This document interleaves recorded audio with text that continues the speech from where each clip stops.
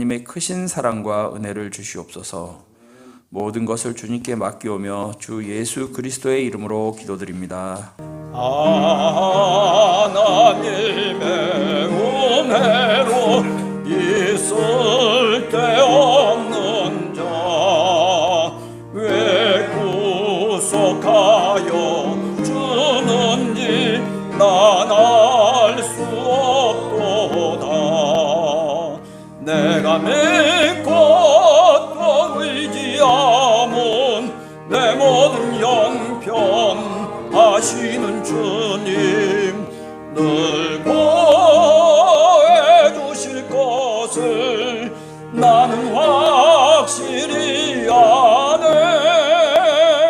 왜 내게 굳센 믿음과 또 모든 주셔서 내 마음이 항상 편한지 난 알 수 없도다.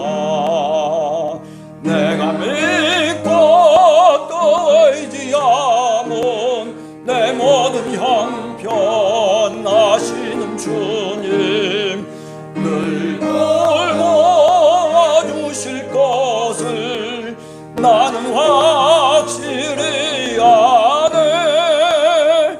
왜 내게 성령 주셔서 내 마음을 감동해 주 예수 믿게 하는지 난 알 수 없도다. 내가 믿고 또 의지함은 내 모든 형편 하시는 주님 늘 도해 주실 것을 나는 확실히 아네.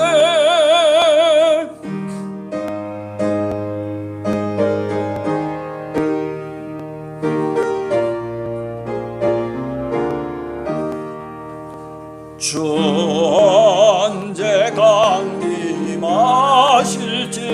옥밤에 홍나되 또 주님 만날 그곳도 난 알 수 없도다.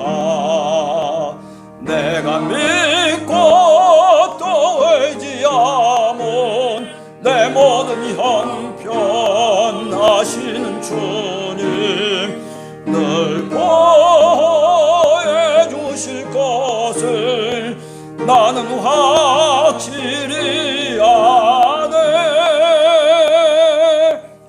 그들이 사도의 가르침을 받아 서로 교제하고 떡을 떼며 오로지 기도하기를 힘쓰니라.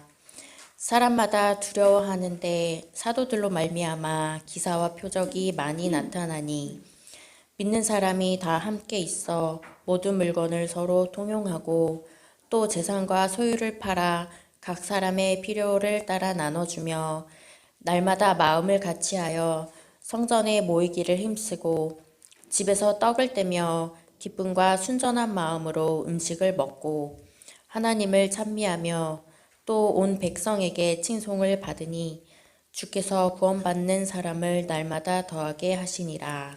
아멘.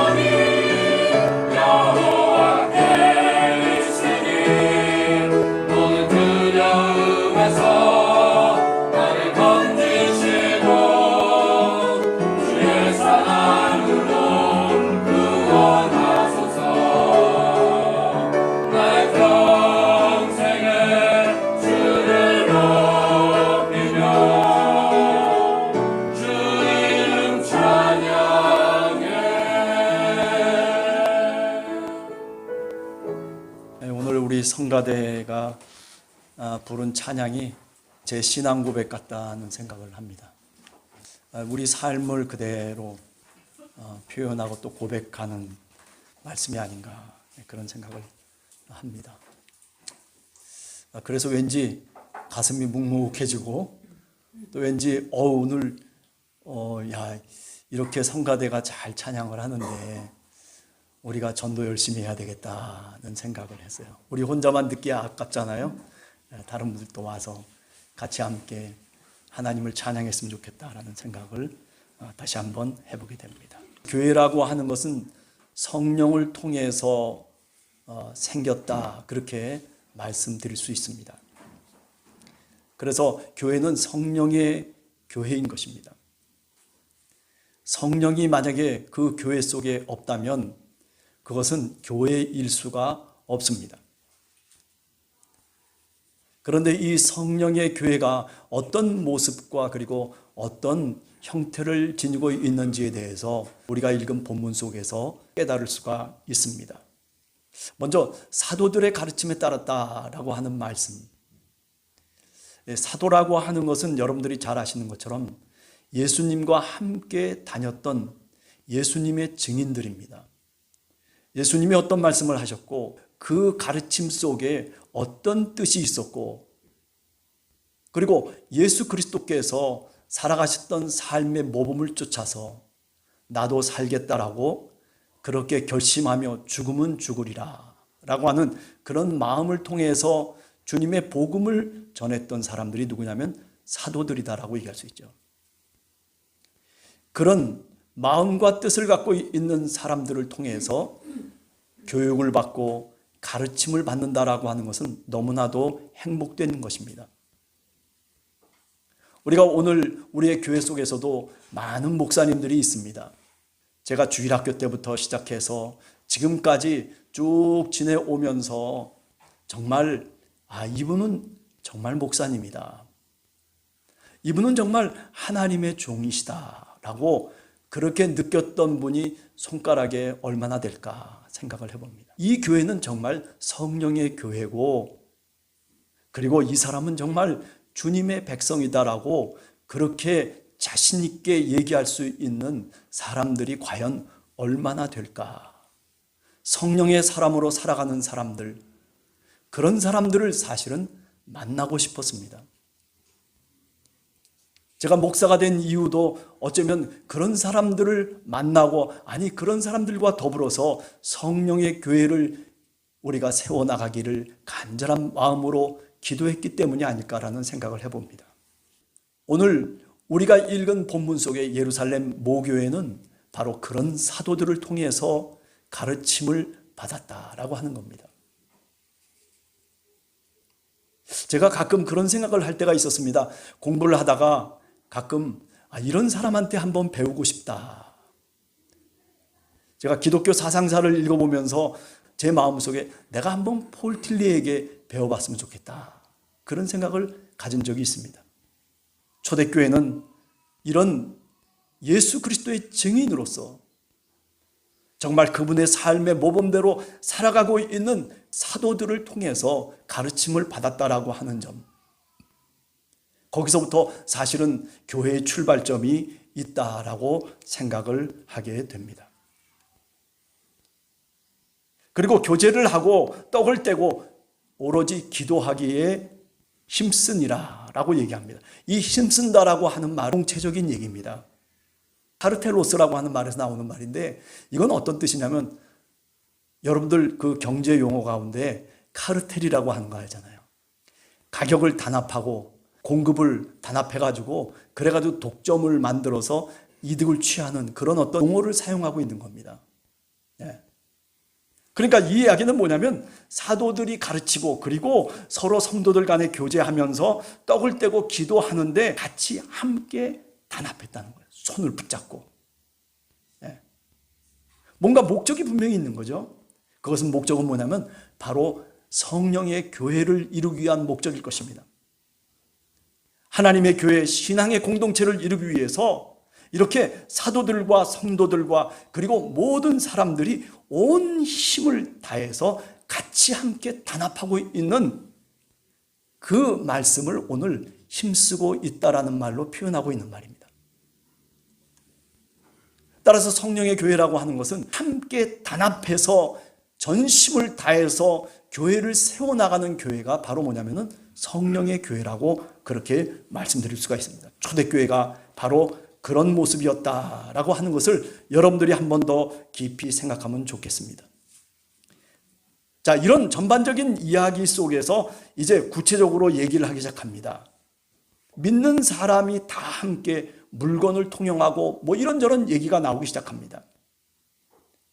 한마디로 얘기하면 성령의 공동체인 교회라고 하는 하나의 신앙 공동체라고 하는 것은 오늘 놀랍게도 재산 공유 공동체입니다.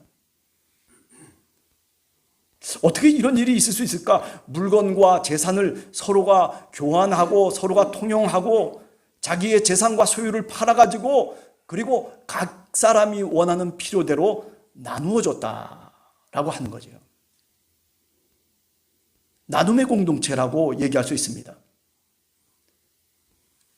어떻게 이런 것이 가능할 수 있을까라고 얘기할 때 우리는 고린도전서 12장 12절 이하에 나오는 사도 바울의 말씀을 한번 귀 기울여 볼 필요가 있습니다. 교회라고 하는 것은 그리스도의 몸이고 그리고 우리들은 누구냐면 그 몸된 지체라고 얘기하고 있습니다.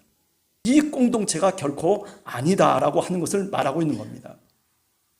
몸도 하나고 지체는 여럿인데 그런데 그 교회라고 하는 것은 그리스도의 지체를 이루며 그리스도의 몸을 이루며 살아가고 있는 신앙 공동체라고 얘기하고 있습니다. 그러나 오늘 성경 말씀을 읽어보면 그 속에는 나눔이라고 하는 게 중심이 되어 있는 겁니다. 분배의 정신, 기독교 정신 속에서 사회를 개혁시켜 나가는 그 과정 속에서 보면 저 유럽에서 뭐 칼바르트라든지 또는 여러 신학자들과 철학자들이 같이 함께 공유했던 것은 뭐냐면 기독교 사회주의라고도 얘기할 수 있습니다. 제가 자본주의를 무시하는 것이 아니라 정말 기독교라고 하는 것은 어떤 정신을 갖고 사실은 공동체가 이루어지고 이 교회라고 하는 신앙 공동체는 어떤 특성을 갖고 있느냐라고 얘기할 때 이렇게 분배의 정신을 갖고 모인 공동체라고 하는 것입니다. 나눔의 공동체입니다. 우리가 뭔가를 쌓아놓고 또 쌓아놓고 내 것만을 더 늘리는 그런 공동체가 결코 아니라는 거죠. 우리가 누가복음 12장에도 부자 농부의 비유가 나오지 않습니까? 소출이 많아요. 하나님이 복을 주셨어요. 그런데 그것을 나누려고 생각지 않고 어떻게 합니까? 내 창고를 더 짓자. 그래서 창고를 부숴내고 그리고 더 큰 창고를 짓고 더 큰 창고를 져서 그 속에 자기의 소유를 늘려나가는 그 모습을 예수 그리스도께서 지적하시죠. 뭐라고 얘기합니까? 저렇게 많은 재산을 축적하고 그리고 자기의 것을 소유를 늘린 그 농부, 그러나 오늘 밤 하나님이 그를 데려가시면 그 모든 것이 누구의 것이 되겠느냐라고 그렇게 말씀하시면서 제자들에게 분명히 경고하고 있습니다. 주님이 우리에게 원하시는 신앙의 공동체는 나눔의 공동체를 이야기하고 있는 겁니다. 교회의 정신을 저 국가와 사회 속에 우리가 확장시켜 놓으면은 이것은 바로 분배가 제대로 되어지는 사회를 의미하는 것입니다. 따라서 우리가 교회 속에서 우리가 배워야 될 것은 뭐냐면 이렇게 나눔의 정신이에요. 우리가 많은 것을 소유할 수도 있어요. 내가 능력이 있어서 내 것을 더 늘릴 수도 있어요. 그러나 중요한 것은 뭐냐면 하나님이 그렇게 우리에게 주신 것을 다른 사람과 나눌 줄 알아야 된다는 겁니다. 이게 바로 그리스도의 몸과 지체의 의미인 것입니다. 성령의 공동체라고 하는 이 교회는 바로 그런 정신을 갖고 모여있는 사람들이 같이 함께 신앙의 삶을 나누는 것이 바로 교회라고 얘기할 수 있습니다. 따라서 성령의 충만함이라고 하는 것은 다른 것 아닙니다. 성령의 충만함은 적어도 이렇게 자기 자신의 삶 속에서 남과 더불어 나눌 수 있는 삶을 살아가는 사람이 성령 충만한 사람인 거예요. 방언을 떠들고 하나님 이렇게 해주시옵소서라고 하는 그런 자기 소원만을 외치는 그런 기도자가 아니라 그런 사람이 성령의 사람이 아닌 것입니다. 내가 혹시 나눌 수 있는 기회가 있으면 언제든지 내 것을 나눌 수 있는 그런 정신을 갖고 그런 마음가짐을 갖고 살아가는 사람이 누구예요? 그런 사람이 성령에 충만한 사람이에요. 그런 교회가 어떤 교회입니까? 그런 교회가 성령에 충만한 교회인 것입니다. 건물만 크게 늘리고 야 또 부셔, 다시 또 사람이 모여가지고 또 크게 짓고 그래가지고 또 부셔, 내가 노력하고 내가 힘을 써가지고 이렇게 만들었으니 그러니 이거 당연히 내 자식한테 물려주는 거 당연하잖아. 그거는요 마귀예요. 사탄입니다. 교회의 분명한 모습을 오히려 저해하고 있는 모습이다, 그렇게 말씀드릴 수 있습니다.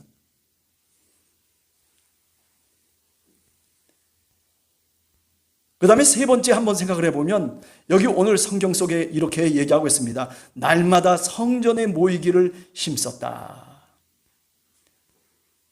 44절에 보면 다 함께라고 하는 말이 나옵니다. 합의 정신이에요. 같이 함께 했다라고 하는 거예요. 여러분 그렇습니다. 한 몸을 이루어야 된다라고 하는 거죠. 에베소서 4장 5절에 보면 사도 바울이 주님도 한 분이시고 믿음도 하나이고 세례도 하나라고 얘기합니다. 그래요. 날마다 성전에 모이기를 힘쓰고 있다라고 하는 말도 이것도 뭐냐면 처음에 얘기한 것처럼 카르텔이라고 하는 말로 되어 있는 말입니다. 똑같은 단어입니다. 함께 모이는데 같이 한 마음으로 날마다 성전에 모였다라고 하는 거죠. 교회라고 하는 이 공동체를 우리가 그냥 쉽게 그냥 내버릴 수가 없는 공동체. 왜? 그리스도의 몸이고 지체이기 때문에, 그것이 성전이기 때문에. 교회의 모습이 뒤틀어지고 왜곡되다 손치더라도 그래도 그리스도의 몸된 교회는 그것은 교회인 것이에요. 그렇기 때문에 성전에 모이기를 전념하며 힘쓰며 그리고 같이 함께 했다라고 하는 말이 사실은 굉장히 중요한 말입니다. 다 함께 있어서 그래서 한 몸을 이루는 겁니다. 여기 한 몸이라고 하는 것은 소마라고 하는 바울이 주로 많이 사용하는 용어 가운데 하나입니다. 마음을 같이 하고 뜻을 같이 하고 정신을 같이 한다라고 하는 거죠. 신앙을 같이 한다라고 하는 그런 의미를 갖고 있는 말입니다. 로마서 12장 4절에 보면 우리가 한 몸에 많은 지체를 가졌으나 모든 지체가 같은 것이 아니니, 이렇게 얘기를 합니다.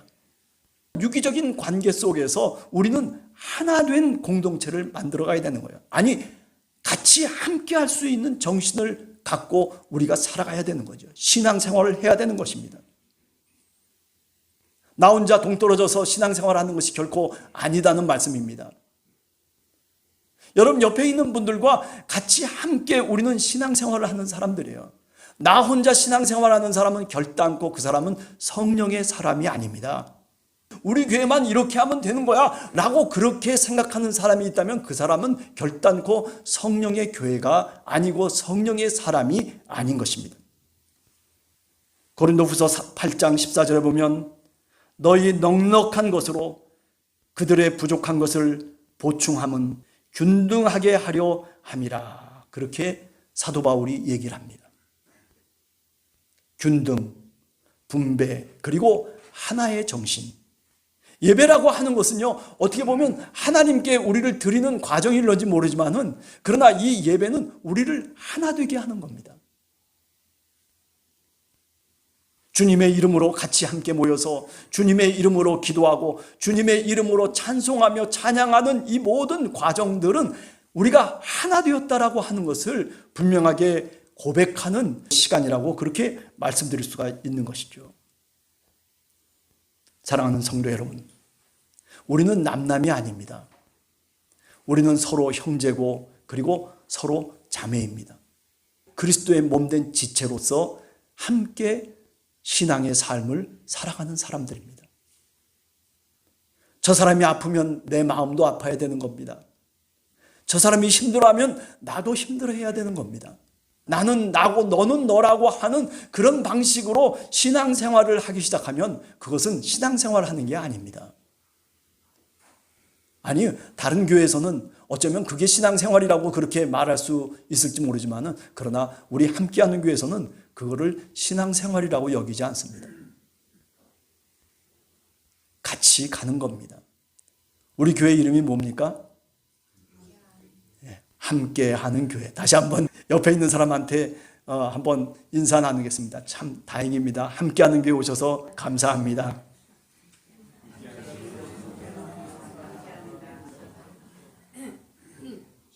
네, 다행이에요. 함께하는 교회 오셔서. 네. 그래요. 교회가 화려하고 멋지고 건물이 크고 사람이 많고 그러나 그게 중요한 게 아니에요. 그게 교회가 아니라니까요. 교회는요, 성령의 공동체가 되어야 되는 거예요. 그럼 우리 교회만 무슨 성령의 공동체냐 그런 얘기를 하려고 하는 것이 아니라 적어도 교회의 정신은 그래야 된다라고 하는 거죠. 신앙 공동체의 정신, 그 이념이라고 하는 것은 바로 이렇게 하나됨과 그리고 같이 균등하게 나눔이라고 하는 이 두 가지가 같이 있어야만이 그래야 신앙의 공동체가 올바른 교회가 된다는 말씀입니다. 그러므로 우리는 적은 일부터 할 수 있어야 돼요. 적은 일이 뭡니까? 내 옆에 있는 내 형제와 자매를 위해서 먼저 오늘 예루살렘 교회가 그랬던 것처럼 기도하는 겁니다. 기도라고 하는 것은 사랑이에요. 사랑의 표현이에요. 내가 저 사람을 위해서 기도하고 있다면 그 사람은 사랑하는 사람이에요. 내가 누군가를 위해서 기도하고 있다면 그렇다면 그 사람을 사랑하겠다는 마음에서부터 출발한 겁니다. 여러분, 우리가 같이 함께 기도하기를 원합니다. 우리가 잘 알듯이 누가복음에 보면 선한 사마리아인의 비유가 나오잖아요. 강도 만난 사람 다 죽어가고 있어요. 그런데 레위 사람들 이런 사람 저런 사람들은 어떻게 지나갑니까? 다 그냥 지나가 버리고 말아요. 핑계를 댑니다. 나 이 교회가 바빠가지고 나 또 해야 될 일이 있는데 그러면서 나름대로 핑계를 대면서 그러면서 슬슬 피해갑니다. 그런데 선한 사마리아인, 남들이 무시하고 사마리아인이라고 그렇게 취급하고 있는 한 사람이 그 죽어가는 강도 만난 사람을 어떻게 합니까? 돌봐주고 그와 함께 합니다. 여러분, 그렇습니다. 그저 조그만 기도로부터 여러분 함께 하는 것을 배우기 시작하셔야 돼요. 누군가를 위해서 여러분들이 기도하셔야 돼요. 그렇게 기도하지 않는다면 그렇다면 여러분들은 함께하는 교회 성도가 아닐 것입니다. 여러분들은 성령의 사람이 결코 아닐 것입니다. 기도하셔야 됩니다. 자, 그 다음에 네 번째는 뭐냐면 떡을 떼며 마음을 같이 하고 음식을 먹는 식탁교제를 얘기하고 있습니다. 우리가 출애굽기 24장 9절에서 11절을 읽어보면 모세와 아론과 나답과 아비후와 그리고 장로들 70인이 어디로 올라갑니까? 계명을 받기 위해서 저 신의 산으로 올라가요. 하나님의 산으로 올라가요. 70인의 장로들과 더불어서 많은 사람들이 하나님을 바라보면서 먹고 마십니다. 하나님이 함께 하셔요. 그들과 함께 먹고 마셨다라고 하는 말이 출애굽기 24장 11절에 나오는 말씀입니다. 그래서 구약의 정신 가운데 하나는 뭐냐면 하나님과 함께하는 이 식탁을 나눈다라고 하는 것, 음식을 나눈다라고 하는 것은요, 하나님의 임재를 체험하는 거예요. 하나님이 우리와 함께 하셔서 우리와 함께 음식을 나누신다. 여러분 잘 알잖아요. 요한복음의 제일 마지막에 예수님이 부활하시고 난 다음에 제자들을 갈릴리 해변까지 찾아가시잖아요. 그 부활의 주님이 갈릴리 해변에서 제자들을 모아놓고 무슨 일을 하십니까? 음식을 차려놓고 생선을 나눠주시고 그리고 떡을 떼시면서 식탁 교제를 가지시는 겁니다.